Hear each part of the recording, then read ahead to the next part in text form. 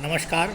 मैं डॉक्टर चंदनबल शर्मा आज आपको बीए पार्ट थर्ड के सेकंड पेपर भारत का भूगोल में दक्षिण एवं दक्षिण पूर्व एशिया के संदर्भ में भारत के बारे में आपको बताने जा रहा हूँ। यदि हम इसकी स्थिति और विस्तार की बात करें तो भारत दक्षिण एवं दक्षिण पूर्वी एशिया के मुख्य परिमंडलों से आबद्ध ग्लोब का सबसे बड़ा भाग में स्थित है। आकार की दृष्टि से विश्व में 7वें स्थान पर है। इसका क्षेत्रफल 32,78,263 वर्ग किमी है। यह संसार के कुल क्षेत्रफल का 2.42% है। भारत से बड़े देशों में रूस, कनाडा, चीन, संयुक्त राज्य अमेरिका, ब्राज़ील, ऑस्ट्रेलिया, इसके बाद भारत का स्थान आता है। यह पूर्णतया उत्तरी गोलार्ध में स्थित है, जिसकी मुख्य भूमि 8 डिग्री 4 मिनट उत्तरी अक्षांश से 37 डिग्री 6 मिनट उत्तरी अक्षांश के मध्य तथा 68 डिग्री 7 मिनट पूर्वी देशांतर से 97 डिग्री 25 मिनट पूर्वी देशांतर के मध्य स्थित है। इसकी मुख्य भूमि का दक्षिणतम बिंदु उष्णार्द्र कन्याकुमारी कैप कोमोरियन है, जबकि दक्षिणवर्ती भाग इंदिरा पॉइंट, पिगमेलियन पॉइंट या पार्सन पॉइंट है, जो 6 डिग्री और 45 मिनट उत्तरी अक्षांश पर अवस्थित है। भारत का उत्तरतम बिंदु इंदिरा कौल जम्मू कश्मीर में है, पश्चिमोत्तर बिंदु गौर माता गुजरात में तथा पूर्वोत्तर बिंदु किबुथु अरुणाचल प्रदेश में है। इसका विस्तार उत्तर से दक्षिण में 3214 किलोमीटर एवं पूर्व से पश्चिम में 2933 किलोमीटर है। इसकी स्थलीय सीमा लगभग 15,000 किलोमीटर है। मुख्य भूमि तथा द्वीप सहित कुल समुद्री तट की लंबाई 7516.6 किलोमीटर है, जबकि मुख्य भूमि के तट की लंबाई 6100 किलोमीटर है। भारत के मानक समय का निर्धारण 82 डिग्री 30 मिनट पूर्वी देशांतर से किया जाता है, जो उत्तर प्रदेश में मिर्ज़ापुर गांव बरवाड़ा से गुजरती है, जो कि इलाहाबाद के पास से। भारतीय मानक समय को 1 सितंबर 1947 को स्वीकार किया गया। देश का मानक समय ग्रीनविच समय से 5 घंटा और 3 मिनट आगे है। यदि हम भारत के नामकरण की बात करें, प्राचीन काल में भारत को उत्तर में बसे आर्यों के नाम पर आर्यव्रत कहा जाता था, जबकि ऋग्वेद में आर्यों के प्रभुत्व वाले भाग को सप्त सैंधव कहा गया।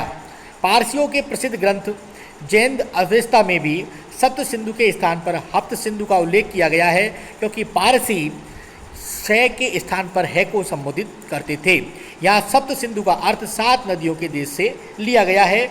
बाद में आर्यों का निवास क्षेत्र विस्तृत हुआ तथा इनके शक्तिशाली राजा भरत के नाम पर भारतवर्ष नाम पड़ा और यूनानी और रोमवासियों ने इसे इंडिया नाम दिया। फिर ये इंडस नदी के नाम आधार पर इंडस कहलाया और इसी के आधार पर इसको भारत या इंडिया तथा इंडिया जो है Bharat, India that is Bharat, हमारे संविधान में इसे लिखा गया है। भारत के सांस्कृतिक प्रदेशों की हम बात करें तो स्पेंसर और थॉमस ने 1973 में इसे 3 सांस्कृतिक प्रदेशों में विभाजित किया था। सांस्कृतिक प्रदेश वह प्रदेश होता है जिसमें निवास करने वाले मानव समुदाय के सांस्कृतिक लक्षण, भाषा, धर्म, रीति रिवाज, बसा प्रवास में समरूपता पाई जाती है। इन 3 प्रदेशों में शुष्क संक्रमण प्रदेश, जो कि उत्तरी पर्वतीय प्रदेश जिसमें कश्मीर और हिमाचल का भाग आता है। दूसरा हिंदुस्तानी सांस्कृतिक प्रदेश, इसमें पश्चिम बंगाल, बिहार, असम, मध्यवर्ती भारत संस्कृति के प्रमुख क्षेत्र आते हैं। और तीसरा प्रायद्वीपीय भारत सांस्कृतिक प्रदेश कहलाता है। अब हम बात करें दक्षिण एवं दक्षिण पूर्वी एशिया के संदर्भ में भारत की स्थिति। भारत प्राचीन काल से एक सुस्पष्ट भौगोलिक इकाई के रूप में रहा है तथा दक्षिण एवं दक्षिण पूर्वी एशिया के देशों में भौगोलिक, सामाजिक, आर्थिक दृष्टि से संबंध रखते हुए अपने आकार एवं विशालता एवं विविधता के कारण एक उपमहाद्वीप के रूप में अपनी पहचान बनाई है। भारत दक्षिण एवं दक्षिण पूर्वी एशिया से हिंद महासागर से जुड़ा हुआ है। हिंद महासागर होकर ही भारतीय विचारधाराएं बाली, इंडोनेशिया, कंबोडिया में पहुंची। पूर्वी गोलार्ध में हिंद महासागर के शीर्ष पर भारत की स्थिति बहुत ही महत्वपूर्ण है।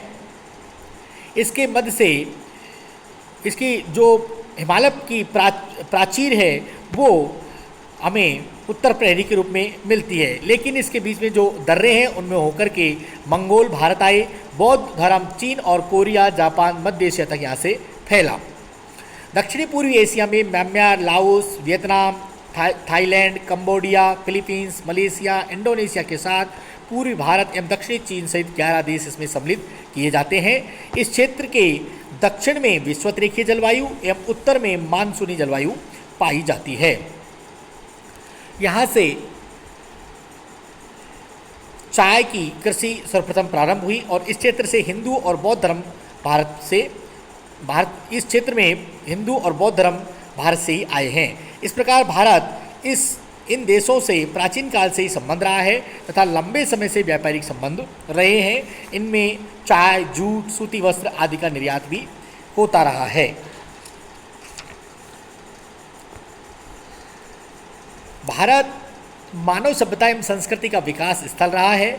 यहाँ भौगोलिक स्वरूप के विकास के साथ ही अनेक विविधताएं भी पाई जाती हैं, जिनको हम निम्न रूपों में विभाजित कर सकते हैं। जैसे भूगर्भिक संरचना संबंधी विविधता। यदि हम भूगर्भिक संरचना की बात करें तो उत्तर में हिमालय पर्वत है, दक्षिण में दक्षिण का पठार, पूर्व में गगनचुंबी पर्वतमालाएं एवं पश्चिम में मरुस्थलीय क्षेत्र एवं दलदली क्षेत्र पाया जाता है। तो यहाँ की जो संरचना है बहुत ही विविधतापूर्ण है। जलवायु संबंधी विविधता की हम बात करें तो जलवायु में भी देखिए, यहाँ पर अगर टोटली पूरे भारत की जलवायु बात करी जाए तो उपोष्ण कटिबंधीय जलवायु है। जबकि देखिए आप भारत में एक और मेघालय में मौसिनराम और चेरापूंजी में विश्व की सर्वाधिक बरसात होती है। वहीं पश्चिम घाट, वहीं आपके राजस्थान का पश्चिमी जो भाग है वहाँ की हम बात करें तो वहाँ 20 सेमी से भी कम बरसात होती है। इसलिए जलवायु संबंधी भी यहाँ पर विभिन्नता पाई जाती है। जैविक संपदा की यदि बात करें तो ये भारत विश्व के जो 35 जैव विविधता क्षेत्र हैं, हॉटस्पॉट है, उनमें से 4 भारत के अंदर पाए जाते हैं। पूर्वी हिमालय, पश्चिमी घाट, बर्मा और अंडमान निकोबार द्वीप समूह। यहाँ नैनीताल में फूलों की घाटी और केरल की शांत घाटी अपनी विशिष्ट पहचान बनाती है। सांस्कृतिक विविधता की बात करें हम तो भारत में 22 भाषाएं 8वीं अनुसूची में रखी गई हैं और अनेक छोटी छोटी भाषाएं एवं बोलियाँ यहाँ पर बोली जाती हैं। यहाँ पर सर्वाधिक 33% लोग यूरोपियन भाषा या आर्य भाषा को बोलते हैं। आर्थिक क्रियाओं में विविधता। राजस्थान में अब भारत की हम बात करें तो यहाँ पर कृषि, खनिज, उद्योग धंधे, परिवहन जैसा यहाँ की भौगोलिक संरचना में विविधता है, उसी प्रकार यहाँ के आर्थिक क्रियाकलापों में भी संपूर्ण भारत में विभिन्नताएं पाई जाती है। समेकित रूप से हम बात करें तो भारत एशिया महाद्वीप में एक विशिष्ट भौगोलिक इकाई के रूप में स्थित है। उत्तर एवं उत्तर पूर्व में दुनिया का सबसे ऊंचा पर्वत हिमालय है, पश्चिम में थार का मरुस्थल, दक्षिण में हिंद महासागर भौगोलिक विशिष्टता बनाए हुए है और मानसूनी जलवायु ने देश को एकता के सूत्र में बांधने का प्रयास किया है। जबकि कर्क रेखा इसे 2 कटिबंधों में बांटती है। यहाँ विभिन्न ऋतुएं हैं, विभिन्न क्षेत्रों में वर्षा में भी अंतर मिलता है, लेकिन एक रूप में भारत की मानसूनी जलवायु में अवस्थित है। धन्यवाद।